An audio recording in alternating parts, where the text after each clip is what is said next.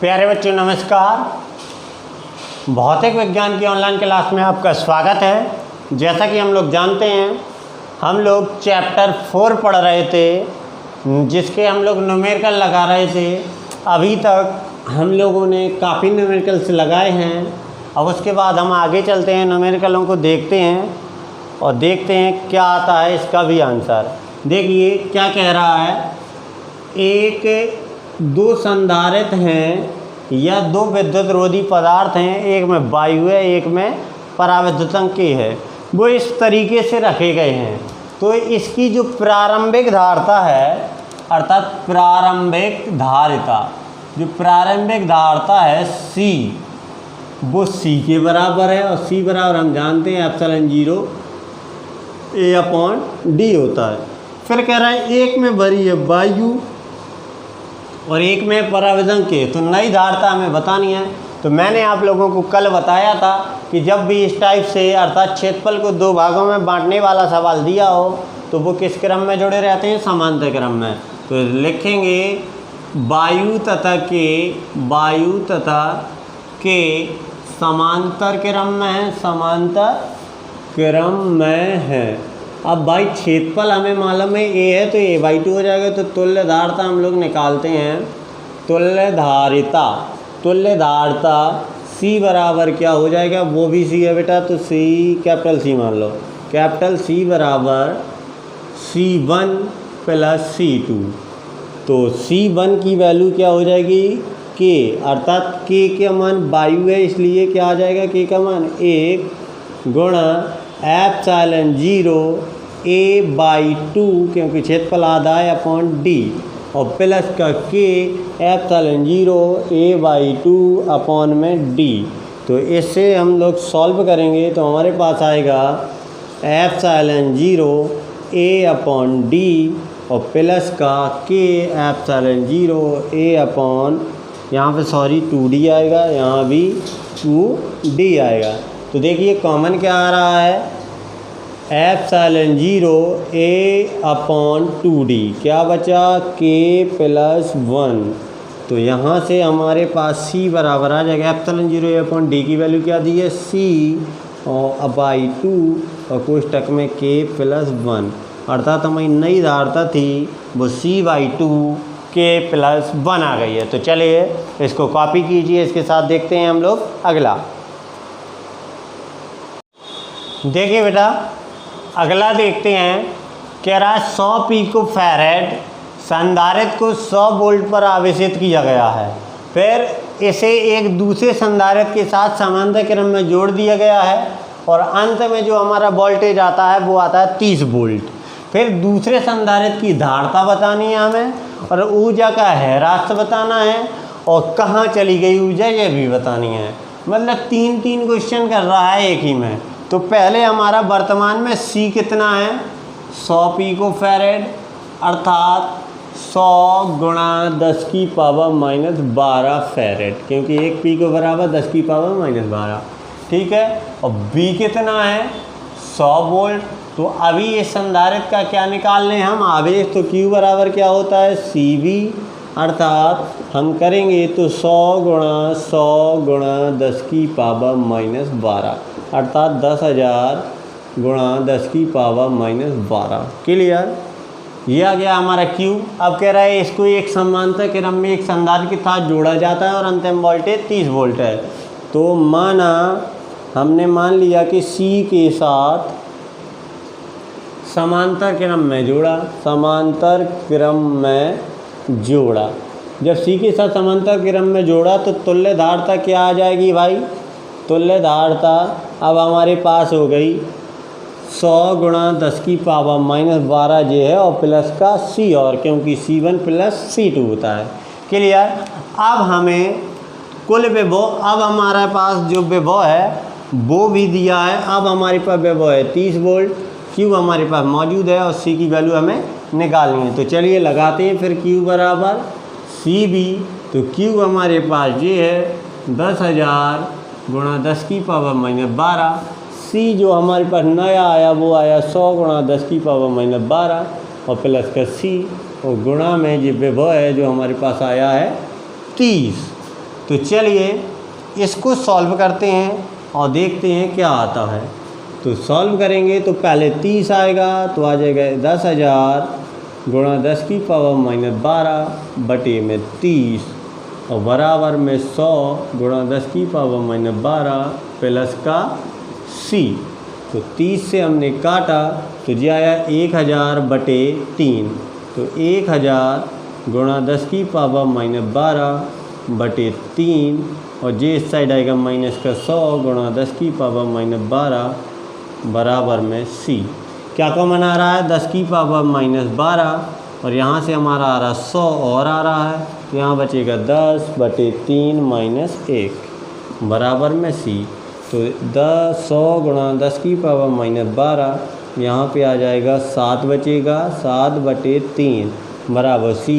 10 की पावर से यहाँ घटा सकते हैं, तो 7 बटे 3 गुणा 10 की पावर -10 बराबर c। अर्थात जो नया संधारित्र जोड़ा था उसकी धारता आ गई हमारी 7 बटे 3 गुणा 10 की पावर -12। क्लियर?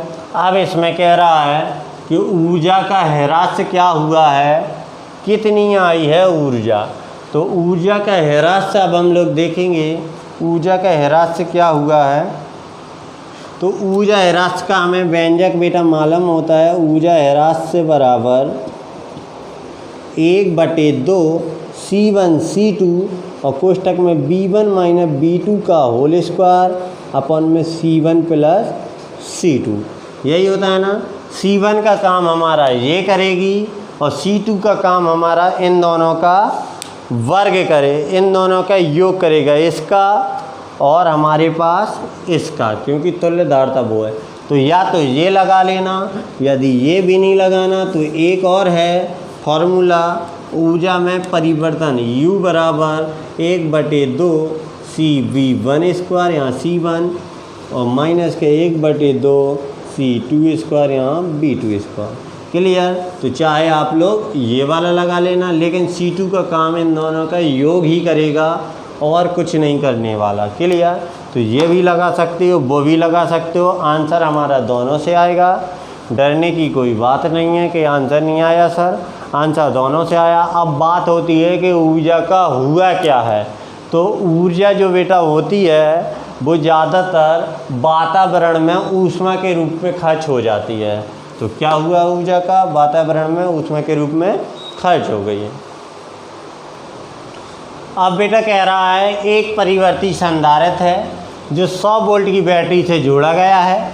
यदि धारता को बदल दें हम, अर्थात धारता को बदल कर कह रहा 10 से कितना कर दिया जाए, 2 माइक्रोफैरड कर दिया जाए, तब ऊर्जा में क्या परिवर्तन होगा। तो हमारे पास विभव तो एक ही है 100 वोल्ट, लेकिन जो धारता हैं वो C1 की कंडीशन में दी है 10 माइक्रोफैरड और C2 की कंडीशन में दी है हमारे पास 2 माइक्रोफैरड। तो चलिए ऊर्जा ह्रास अभी हमने तुम्हें बताया, ये वाला लगा दो 1/2 C1 B स्क्वायर, क्योंकि B एक ही है, 1/2 C2 B स्क्वायर। तो लगाते हैं 1/2 B स्क्वायर कॉमन आ रहा, C1 - C2। तो चलिए लगाते हैं और देखते हैं क्या आता है। 1/2 गुणा 100 का स्क्वायर और यहाँ पे आ जाएगा 10 गुणा 10 की पावर -6 -2 गुणा 10 की पावर -6। तो क्या बचेगा 8 गुणा 10 की पावर -6, यहाँ आ जाएगा 10,000 और यहाँ आ जाएगा 8 गुणा 10 की पावर -6। काट दिया, कितना बचा 4 और 4 पावर जो चले गई, तो 4 गुणा 10 की पावर -2। इतनी जूल का ऊर्जा का ह्रास हो गया, अर्थात फिर ऊष्मा के रूप में ऊर्जा चली गई है। तो चलिए इसको भी कॉपी कीजिए, फिर देखते हैं अगला।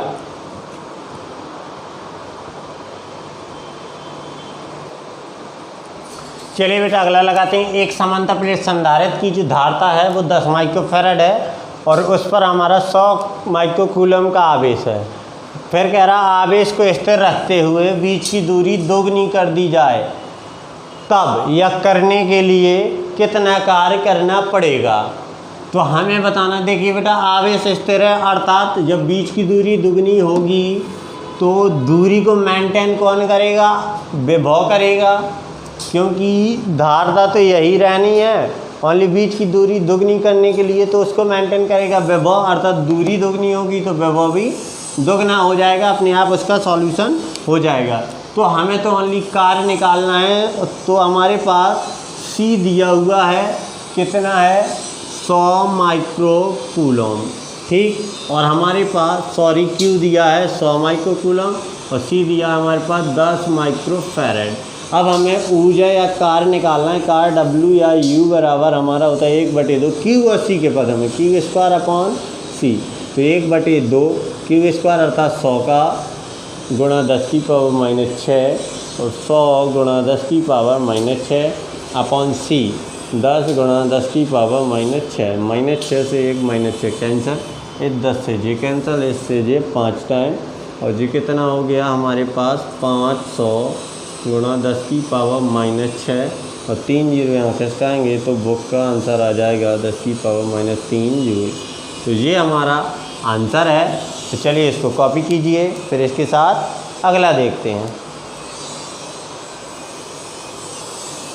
देखिए बेटा, अगला सवाल है जो थोड़ा बड़ा है, इसलिए मैं बोल दे रहा हूँ क्या है कि एक स्विच है या एक इलेक्ट्रॉनिक परिपथ है, उसमें 10 संधारित्र हैं जिसमें से प्रत्येक की धारिता जो है 10 माइक्रोफैरड है और सारे के सारे समांतर क्रम में जोड़े गए हैं और स्विच को दबाने से पहले उसमें 10 वोल्ट का वो विभव डाल दिया जाता है। तो हमें बताना है कितना कार्य करना पड़ेगा। 10 वोल्ट डाला जाता है या 100 वोल्ट, देख लेता हूँ, 100 वोल्ट डाला जाता है विभव। तो चलिए हमारे पास संधारित्रों की संख्या कितनी है, संधारित्र की संख्या कितनी है भाई, 10 है। और हमारा एक पर धारिता कितनी है, एक पर जो धारिता है वो भी हमारी कितनी है, 10 माइक्रोफैरड है, ठीक। इसके बाद विभव जो दिया है वो 100 वोल्ट का दिया है। अब हमें कार्य निकालना है, तो कार्य निकालने से पहले हम तुल्य धारिता निकाल लें क्योंकि समांतर क्रम में है। तो लिखेंगे क्योंकि धारिताएं समांतर क्रम में है, अर्थात टोटल C आएगा। देखिए बेटा 10 हैं तो 10 को 10 बार जोड़ेंगे तो कितना आ जाएगा 100, तो कितना आ गई टोटल धारिता 100 माइक्रोफैरड। अब हमारे यहाँ आना है ऊर्जा, तो 1/2 CV², C और B में यही संबंध होता है ना, 1/2 100 गुणा 10 की पावर -6 और गुणा में 100। तो हम इसको सॉल्व करेंगे तो हमारे पास कितना आएगा 100 2 पावर 10 की पावर -2 अपॉन 2 अर्थात, और इसको हम सॉल्व करेंगे तो हमारे पास CV², तो 100 का स्क्वायर करेंगे तो जी, और हमारे पास 100 आ जाएगा। तो देखिए 2 2 4 और 2 6 सब पावर कैंसिल, 1/2 अर्थात 0.5 जूल। ये हमें कार्य करना पड़ेगा। देखिए बिल्कुल सिंपल से सवाल हैं, एक लाइन में लग रहे हैं, तो आप लोग भी लगा सकते हो। चलिए इसको कॉपी कीजिए, फिर अगला देखते हैं। चलिए बेटा, अगला भी कुछ बड़ा है इसलिए उसको भी ऐसे ही बोल के समझ लेते हैं। कह रहा के 7 वर्गाकार प्लेटें हैं जिसमें प्रत्येक की भुजा दी हुई है, प्रत्येक की भुजा हमें दी हुई है 2 सेंटीमीटर, अर्थात 2 गुणा 10 की पावर -2 मीटर, ठीक है। और प्लेटें कितनी हैं, प्लेटें हैं जो हमारी वो है हमारे पास 7 प्लेटें हैं, ठीक है। और उनकी बीच की जो दूरी है, बीच की दूरी वो दी हुई है हमें पास 3 मिलीमीटर, 3 मिलीमीटर दी है या और कुछ दी है, 1 मिनट, 1 मिलीमीटर दी हुई है। कितनी दी हुई है, 1 मिलीमीटर। और सारी की सारी अवृत्ति हैं जिसका परावर्तनांक 6 दिया गया है। और हमारे पास जो विभव है वो हमारा 300 वोल्ट का है। तो हमें ऊर्जा निकालनी है, अर्थात U का मान निकालना है। देखिए बेटा बहुत ही ज़्यादा सिंपल है। पहले हम निकालेंगे C, फिर 7 हैं और उसने कहा पहली, तीसरी और 5वीं और 7वीं एक बिंदु से, और जब कुछ एक बिंदु से दूसरे बिंदु से होती हैं तो हमें बहुत ही अच्छे से मालूम है कि जी समांतर क्रम में जुड़ी रहती हैं। तो पहले एक का निकालेंगे, तो चलिए निकालते हैं। C बराबर एप्सिलॉन 0 A/D और K आया तो K है हमारा 6 जी 8.85 गुणा 10 की पावर -12। A इसका ये निकालो ज़रा 4 गुणा 10 की पावर -4, क्योंकि भुजा दी है, वर्ग का क्षेत्रफल भुजा स्क्वायर होता है ना। D 1 मिलीमीटर अर्थात 1 गुणा 10 की पावर -3। चलिए इसको सॉल्व करते हैं, जो आएगा इसमें 7 का गुणा कर देंगे तो हमारे पास जी कितना हो गया 16 में से 3 घटाइए ज़रा, कितनी बचेंगी 13 और 6 चौको 24 गुणा 8.85 गुणा 10 की पावर -13। अब ये कितनी प्लेटें हैं 7 हैं, तो 7 प्लेटों की धारता निकालो। प्लेटों की धारता 7 प्लेटों की जो धारता आएगी इसमें 7 का गुणा हो जाएगा, क्योंकि सारी की सारी समांतर क्रम में है। तो ये हमारा कुछ 7 प्लेटों की धारता है। अब हमें ऊर्जा निकालनी है U, तो 1/2 CV²। C की वैल्यू J है, U की वैल्यू B की वैल्यू 300 वोल्ट है। तो दोनों रख देना, सॉल्यूशन करना, आंसर मिल जाएगा। तो चलिए इसको कॉपी कीजिए, फिर अगला देखते हैं। देखिए बेटा, यहाँ हमने एक शब्द नहीं पढ़ा था कि ये ऊपर नीचे रखी हुई हैं। तो ऊपर नीचे जब रखी हुई हैं तो एक प्लेट हम लोग 2 बार गिन लेंगे। तो इसलिए बेटा ये प्लेट 7 नहीं आएंगी, ये प्लेटें कितनी आएंगी 6 प्लेट आएंगी, क्योंकि एक चीज़ को 2 बार गिनेंगे तो उसको तो एक बार तो घटाना ही पड़ेगा। तो जहाँ हमने 7 का गुणा किया तो वहाँ 6 का गुणा कर लेना, ठीक है। फिर अगला सवाल कह रहा है ऊर्जा घनत्व दिया है स्मॉल u बराबर दिया है 4 कितना दिया है 4.43 गुणा 10 की पावर -10 क्या दिया है जूल प्रति मीटर क्यूब। लास्ट में मैंने तुम्हें पूछा हमें बतानी है वैद्युत क्षेत्र की तीव्रता। ये ऐसे ही सवाल आते हैं, बिल्कुल डायरेक्ट फार्मूला लगाओ। तो हमें मालूम है ऊर्जा घनत्व U बराबर 1/2 एप्सिलॉन 0 E²। चलिए वैल्यू रखते हैं। E की वैल्यू 4.43 गुणा 10 की पावर -10 1/2 एप्सिलॉन 0 8.85 इंटू गुणा 10 की पावर -12 और इंटू E²। चलिए इसको सॉल्व करते हैं। 2 का इसमें गुणा करेंगे तो ये कितना आ जाएगा 8.86 गुणा 10 की पावर -10 और यहाँ ये बटे में आएगा 8.85 गुणा 10 की पावर -12 बराबर E²। तो देखिए 12 से 10 2 बचेगा और ये देखिए बिल्कुल सेम ही है, 1 पॉइंट का अंतर है, वो कुछ नहीं है। तो एक बार कट जाएगा 1 गुणा 10 की पावर -10 गुणा 10 की पावर जी प्लस का 12 बराबर E²। अर्थात E² बराबर आ गया 10 की पावर 2 और E बराबर आएगा 10 वोल्ट प्रति मीटर आंसर। तो चलिए इसको कॉपी कीजिए। आज ही हमारे सवालों समाप्त हो गए हैं। आशा करते हैं कि आप लोगों ने सबने लगा लिए होंगे। अब कल से जो हमारा है वो 5th लेसन की थ्योरी चालू होगी, तो अच्छे से आप लोग पूरे के पूरे सवालों को लगा लीजिएगा। नमस्कार।